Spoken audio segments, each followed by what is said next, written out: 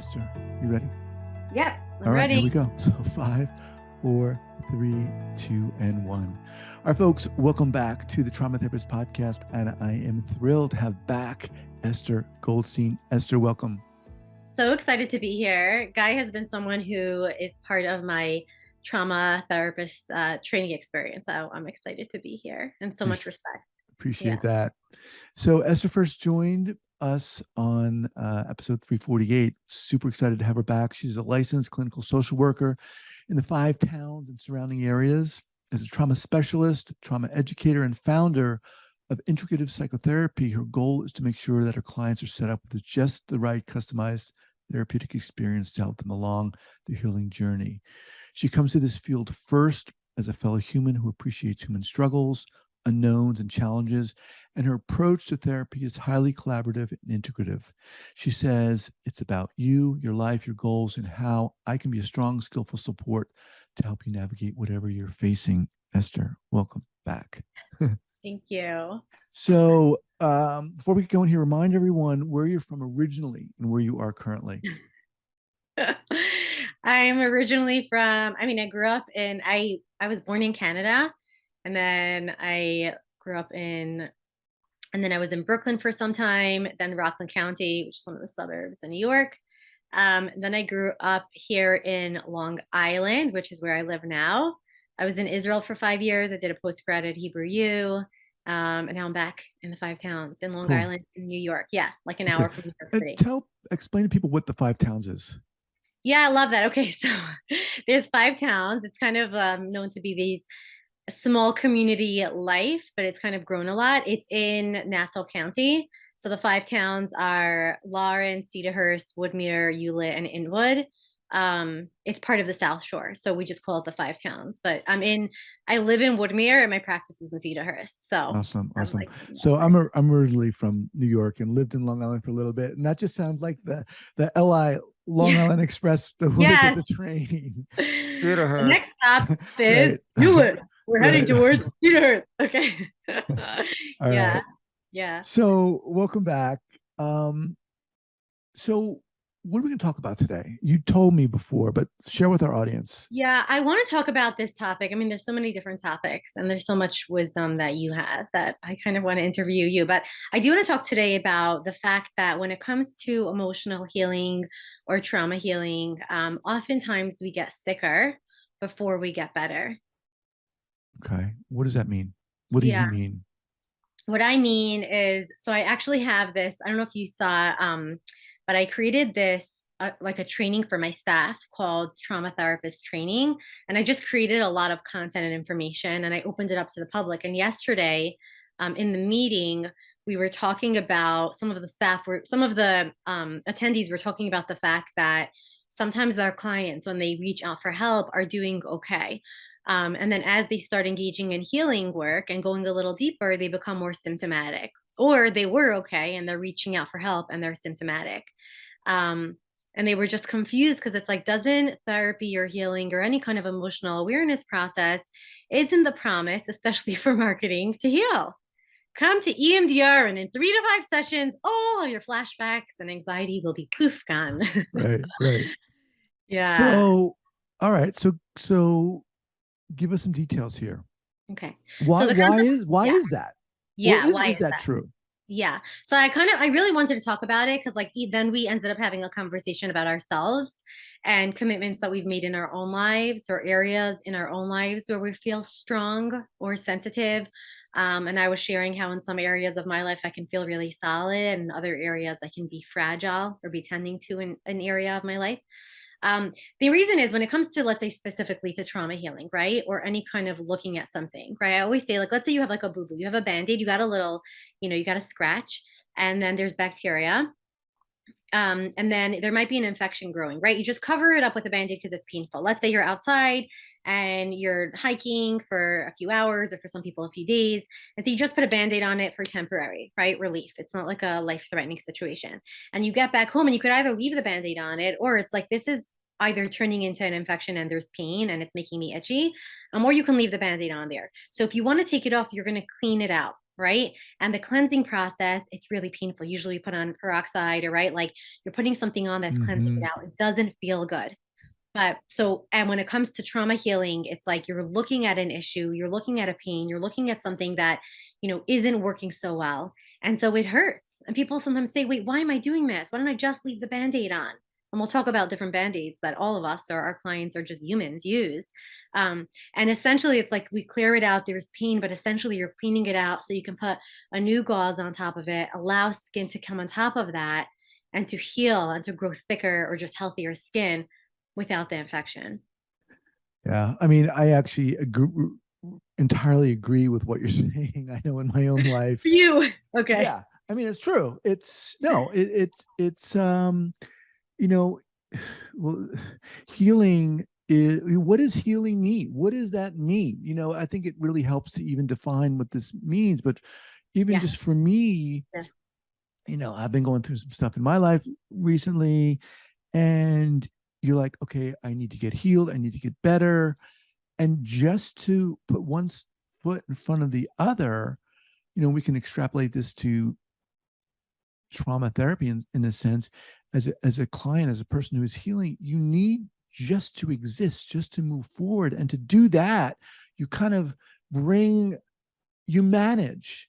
But to move further on in the healing process, it requires a certain self-awareness, which requires getting in there and looking at things and being willing to do that. And that's hard, you It's know? really hard. It's so interesting. Somebody said something like, "What if you don't want to do the work?" I'm like, "Do you think therapy is always fun?" And let's not even talk about therapy, right? You're saying like you're navigating some stuff, like, and I do think it's a great idea to define healing, which I would love to do with you in a minute. But um, just showing up to life with a level of emotional awakeness can be like gut wrenchingly painful, right? Right. And it's like, oh, how do I even put that one foot in front of the other? It's not this sexy, like, I'm healing, ba da da da da, right? It's usually Right. doesn't feel that way. Yeah.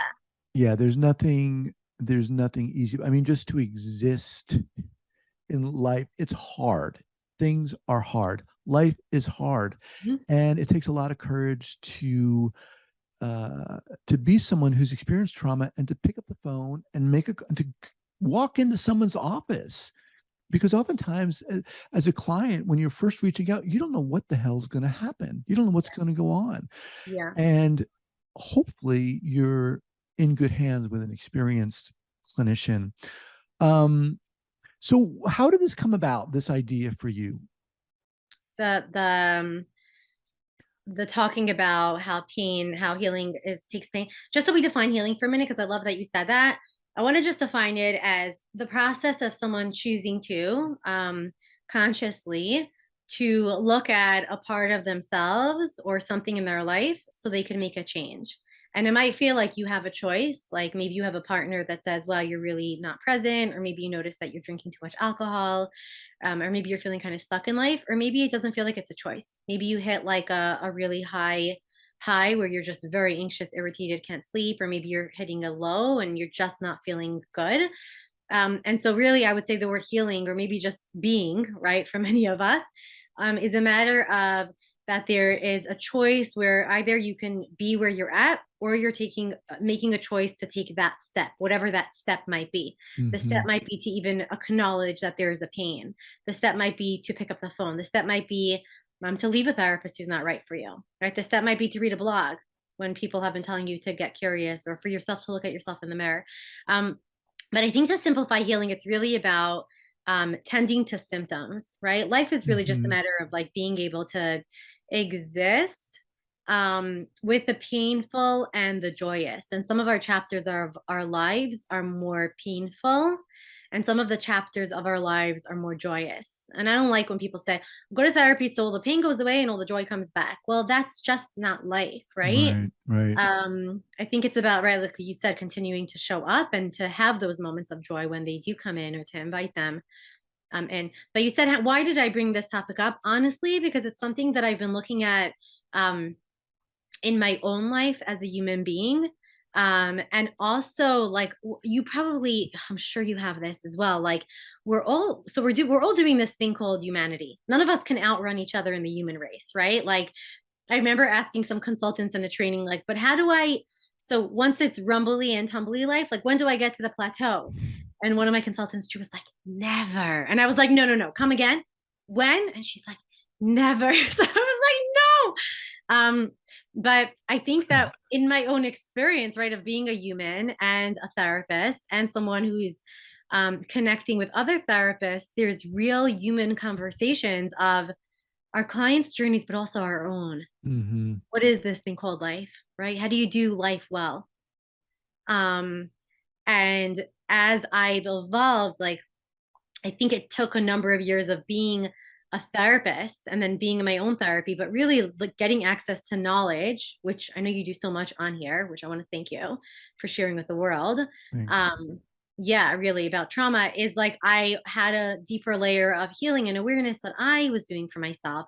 And it felt so uncomfortable. And even now, Mm-hmm. like there's pieces where I'm like, it's not shiny and glossy, but there's a level of awakeness and realness that is the gift of just doing the work or being Mm-hmm. an emotionally awake person. So I wanted to and I wanted to bring up the conversation because I know so many times clients reach out and they say like, isn't therapy supposed to be making me feel better? And they feel lost or confused.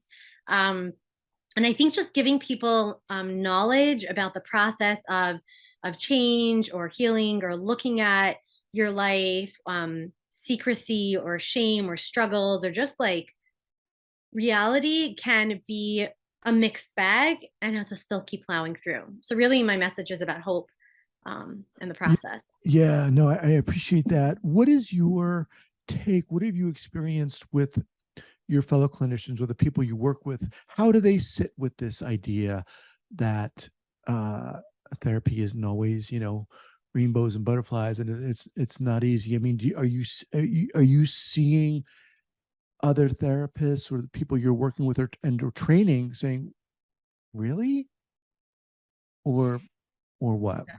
Yeah, it's very painful. I think that when we are therapists or when we're people who have people reaching out to us, we need to be dancing in two different platforms. On the one hand, it's like I'm here with your pain.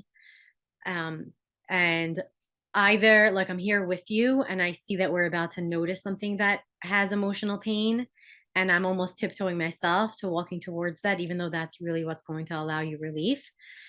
Or you're in pain and I actually want to help you reduce some of the way that your body is experiencing it because it's so intense. You're deep in it and like I'm going to hold your hand as we move through it.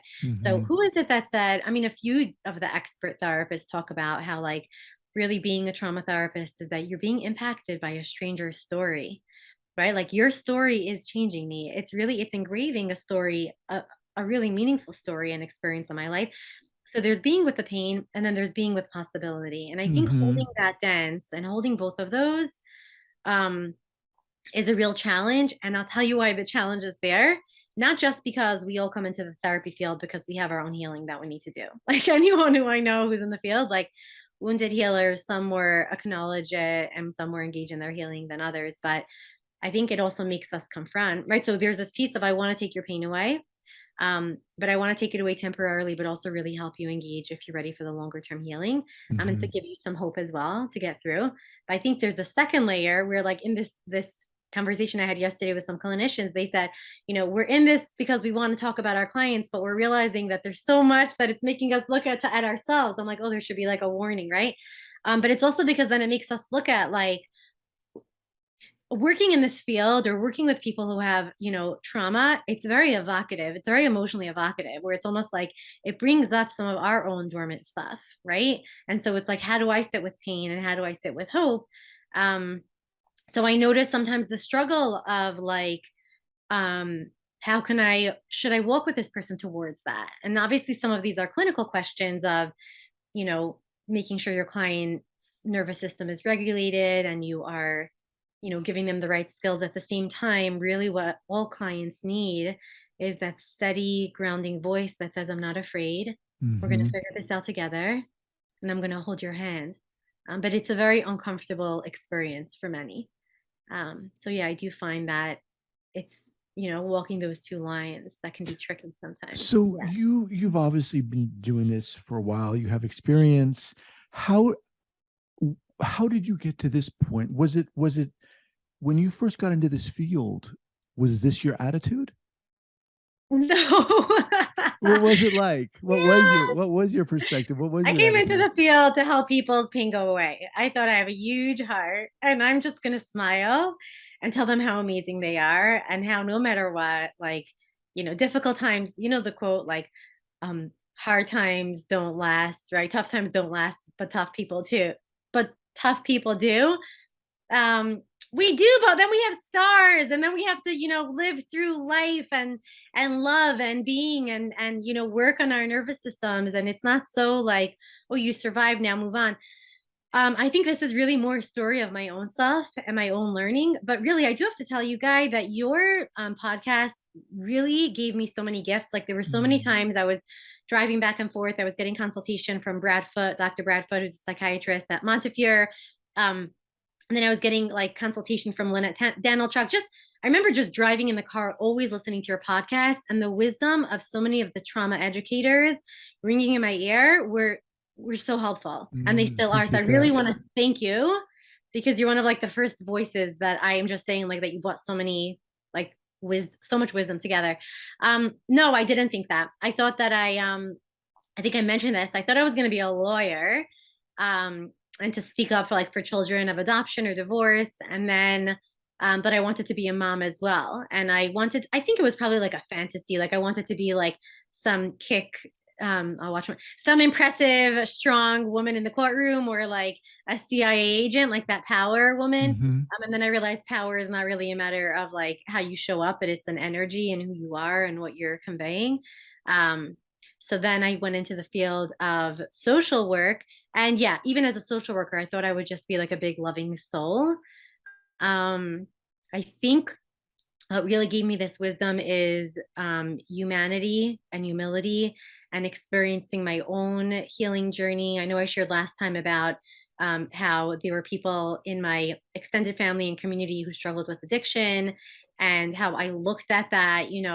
I first specialized in working with addiction, and then I realized that the core of addiction, the difference between people who, hold sobriety to some of them who keep relapsing sometimes, there's underlying trauma, childhood trauma Hmm. or pain. So there's that piece. But really, as I just engaged in like being more adult and listening to my clients' stories and seeing what helped them and what didn't help them, and I think just like eating a lot of humble cake and also like being very human in my own experience. Hmm. Yeah. Yeah. I mean, I appreciate you sharing that, and I'm curious if you can even get more specific. Yeah. Can you recall a specific instance that made you think, wait a minute, I've got to shift here. You know, having a big heart and a great smile isn't enough, really. Was there, can you think back to a specific incident or time when you're like, okay, I need to maybe do my own inner work here. Something needs to shift. Yes. Yes. Let me just, I love this question. Um, I started working with clients and I realized, okay, I realized that I wanted more. And it wasn't just, I remember one of my friends said to me, like, you're on this like trip of just getting all the latest trainings. And she's like, you're just drinking the Kool-Aid.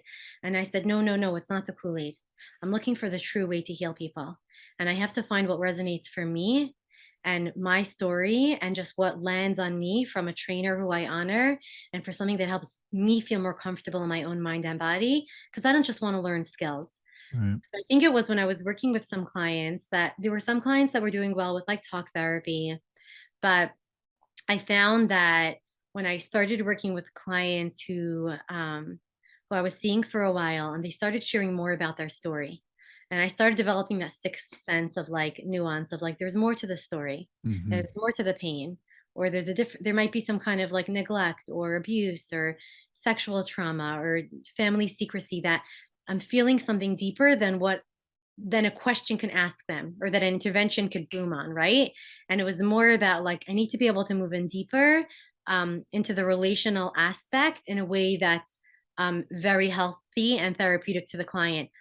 Um, I was reading Kathy Steele's book, and I was reading a lot of the books on dissociation when I realized that, okay, so I was working with a few clients, here it is, who had dissociative symptoms. And I remember trying to use my psychotherapy skills, even skills I had in EMDR. And then I realized that my savior complex, the part of me that thought like I'm going to help heal them, was getting in the way of really good work happening because I was scared. I was Mm, really scared. Like, can I really help you? Your symptoms are really strong. Um, and then I reached out for consultation. And I remember a consultant was talking about like, we're not just looking at you as a therapist and your client as the patient, but can we look at you as a person and then you as a professional and both of those parts of you and then your client. mhm, And I think starting to realize like the part of me that so desperately wanted to help them heal was really a part of me that was feeling powerless. And it was about really noticing and owning my humanity, and then it wasn't about power or saving, right?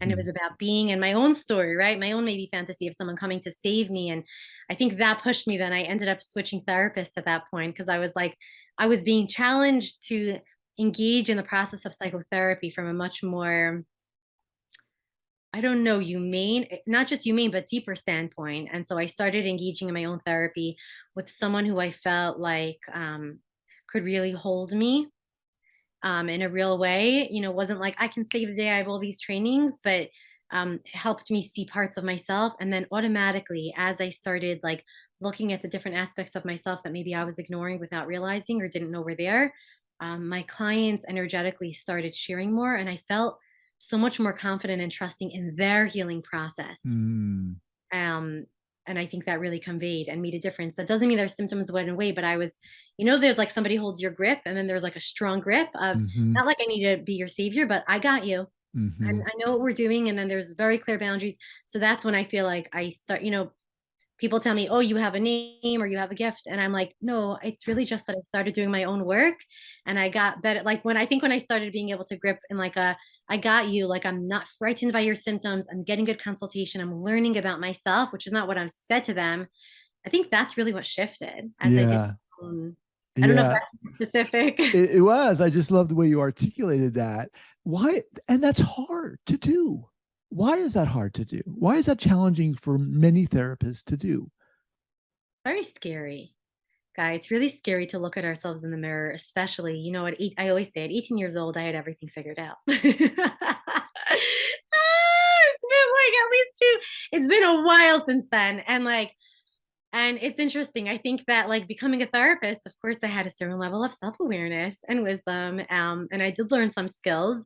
Um, but I think really looking at ourselves in the mirror, like being a parent has been a very humbling experience. Like my child, um, relationships in my life, parenting and many other ones have really been spaces and places that make me pause and make me stop. And I'm gifted to have some relationships that make me ask questions, right? And then owning like choices and processes. I think it's hard because it's scary. It's scary to look at. I don't know if it's. I think it's uncomfortable. I think the unknown could be scary. Right, But I think the little secret that I found for myself is that it's scarier not to. I right. think it's scarier not to know ourselves. I think it's scarier not to do the work. But I will also say that it's also, I think, a really lonely road. Like, I find that I have my few people in the professional and personal world that, like, they have that emotional vocabulary or they've gone on their own journey of awareness, but a lot of people don't want to, or, they haven't been called to it. But yeah, I think that sometimes, look, we come into the therapy world because we want to be helpers. Why would anyone want to go back to the place of vulnerability? So, Exactly. Right. yeah. Right. And I think, what I have found and in my own experience is inherent, I think, within the therapeutic relationship, there's an imbalance, generally speaking, right? The therapist is up here, clients down here, the therapist has all this training, they have all this knowledge, the client has come to the therapist with the idea that things are going to get better.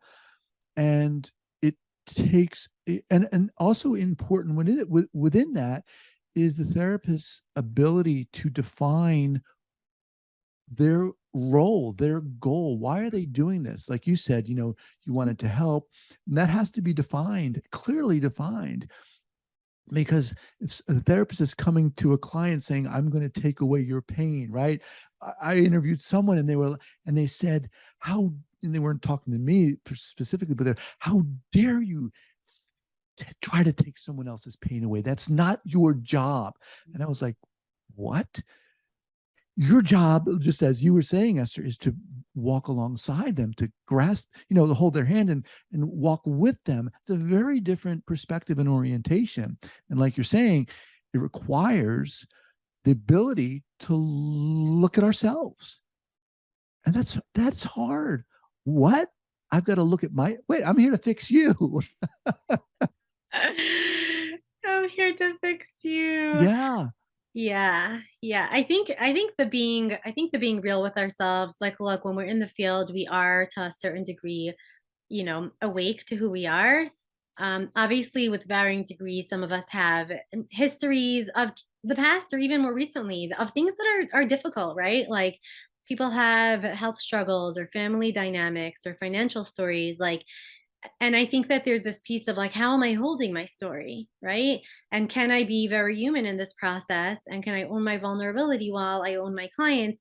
And of course, still being like, a skilled guide in the process, because of Mm-hmm. course, like there's the boundaries and that clarity. But I love that you interview those kinds of people of how dare you take away the pain. I think, yeah, I I think think that there's, was really yeah, early on when yeah, I didn't know anything. And, I thought that was a laudable goal, desire to help take away someone's pain, and this person said, when you have to realize when your client steps into your room, they've begun their healing journey yes, long before they've entered your office. And you have to, and I was just like, okay, I had no idea what the hell was going on.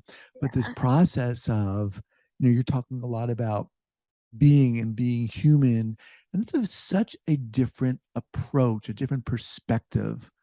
How do you, quote unquote, teach or guide the people you work with to do that, to look at that?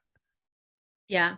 I can't make it mandatory, like to only hire people at the practice who are in therapy or have been in therapy.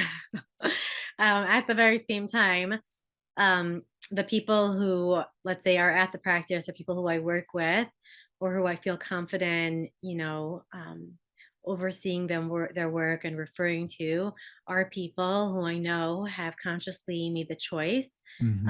to get to know themselves and to get to know their inner worlds. And it's kind of this piece that I took from, I guess, that point in my life when I was looking at how can I really be useful or impactful. Um, and it was less about doing and it was more about being, but the being is actually harder than the doing, which I think many Mm-hmm. of us know in this thing called life. But I think what I often look at is this parallel process between um like, so I'm, let's say, teaching or I'm getting to know them and getting, that there's this process of the human part of them, right? Like their own life, their own story, then there's the professional them, and honoring both of theirs. I always get curious about what's your why? Like, why Mm-hmm. are you in the field? And what's your promise to yourself? Because I think we come into the field really first with a promise to ourselves, and then second with a promise to the people that we work with. Um, I think my promise to myself was really understanding and learning about the underpinnings of certain mental health struggles and giving myself knowledge and truth that that wasn't out there, many Mm-hmm. years ago. And that's a gift that I've given myself, and also to connect myself with like very wise people, um, mentors, a therapist that like has been incredible. So I think there's like promising, like, are you aligned with your own integrity with your own self? All right. Then with the clients you work with, because they feed off of each other, right? So and it doesn't mean that you have to be in a perfect place in life and, have everything resolved, but there's a level of, yeah, I think like awakeness that, when clients sometimes say, this person's so skilled, what is it? What's the training? What's the training? And often when I hear about the therapists who have the it factor is that they hold themselves or they're honest with themselves and they've been through just more realness. Mm-hmm. Um, And I think client, and then we pick that up, right? You know, when you talk to someone, you could tell how much they can hold, how much space they have, capacity, Definitely. honesty. Yeah. Yeah. So that's felt. That's awesome. I want to remind everyone that I'm speaking with Esther Goldstein. Esther, what's the best way for people to get in contact with you? My website, it's integrativepsych.co. Okay. Yeah. And what do you do? I mean, obviously you see clients. What else? Are you offering workshops or what else? Yeah, I do. I love workshops. Actually, I was just invited to one. There's a treatment center. They do workshops for therapists, so kind of like teaching therapist skills to use real time in session with clients who are activated, working with anxiety or trauma symptoms. Um, I have a training that I have for therapists, an online training. And I have a practice. Our practice is what I love about our clinical practice is that the therapists have a really range of services. We have a dance movement therapist, Oh, two art wow. therapists. One's actually we're partnered with NYU with the art therapy program because I really think that trauma healing and they're all trained in EMDR and somatic and parts work, but I really find that healing happens in creative ways. Mm, Um, I'm actually writing a book with New Harbinger on EMDR and anxiety, and my staff is like, wow. they're like, Esther, call it EMDR for rebels, because I always say, like, you need to learn EMDR, but then you have to know how to use it with parts work, and it's not just like the generic EMDR. So I don't know if they're going to approve of that title, but so I'm working on that, and yeah, that's how people can find me. Awesome. Now you mentioned an online course for therapists. Give us some more specifics about that. Who's it for specifically? Yeah, so it's a trauma training. So essentially, I created like it's 10 modules. It's an online training program for therapists or psychiatric nurse practitioners. Honestly, I had a few people. I had somebody from Iceland who's working at a drug treatment center, and she was talking about raising awareness for her team. And then somebody who was working with veterans. Um, and with PTSD and opening her own center. It's for therapists who want to either refresh their knowledge in being trauma informed, um, or therapists who have learned about trauma or are seeing Hmm. clients in their practice, but they want to take them to the next level. So I'm not giving, I mean, we're working on the CEU process for approval. It's a 6-month program where there's videos. We go through like the making of a trauma therapist, knowing your why, the history, evolution. And then there's like assessments, interventions. There's a lot of exercises that include like somatic and parts work. Wow. Um, Honestly, it's like a training that I needed 10 years ago. And I just felt like, so there's a training aspect and then there's consultation. The community is honestly, I think, the most powerful piece. How people get to know other therapists around the world and they kind of, even beyond the group, it's like just supporting each other and knowing that each other exists. So, yeah. Awesome. We'll have that linked up here at the show notes page at the traumatherapistpodcast.com. Esther, awesome. Got to have you back again. I love talking to you. Thank So you so much for excited. being here. I look forward to it. All right. Thank Bye bye. you.